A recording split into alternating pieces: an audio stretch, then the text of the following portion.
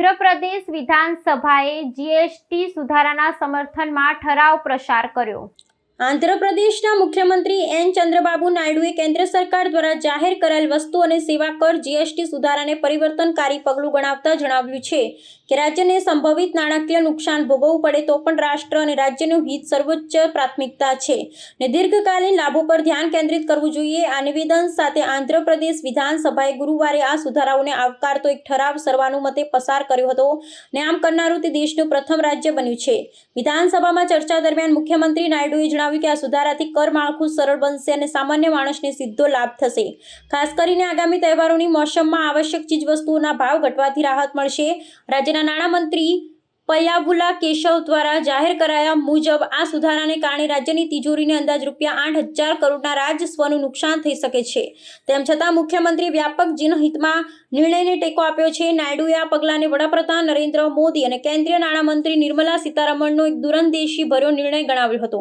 આ સુધારાઓના અમલીકરણ અને તેના લાભો વિશે જાગૃતિ ફેલાવવા માટે મુખ્યમંત્રી મંત્રીમંડળની પેટા સમિતિની રચના જાહેરાત કરી છે, જે 22 સપ્ટેમ્બરથી 20 ઓક્ટોબર સુધી રાજ્યવ્યાપી અભિયાનનું સંચાલન કરશે। તેમણે આશા વ્યક્ત કરી કે આ સુધારા ભારતીય અર્થતંત્રને ₹2 લાખ કરોડનો વેગ આપશે અને આ તકનો ઉપયોગ કરી આંધ્રપ્રદેશમાં 15% વિકાસ દર હાંસલ કરવાનું લક્ષ્યાંક નિર્ધારિત કર્યું છે।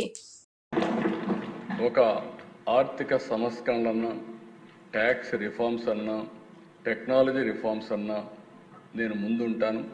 చాలాసార్లు ఒక విషయం చెప్పాను, మనందరం గుర్తుపెట్టుకోవాల్సింది అభివృద్ధి జరిగితే సంపద సృష్టించబడుతుంది।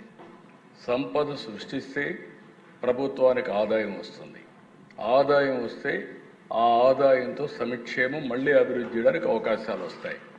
మొన్న ఢిల్లీ మీటింగ్లో కూడా నేను చాలా స్పష్టంగా చెప్పాను, ఎవరైతే సంపద సృష్టించలేరో వాళ్లకు సంక్షేమం ఇచ్చే అధికారం కూడా లేదు। అప్పులు చేసి సంక్షేమ కార్యక్రమాలు ఇస్తే అది సస్టైనబుల్ కాదనేది నా ప్రగాఢమైన నమ్మకం।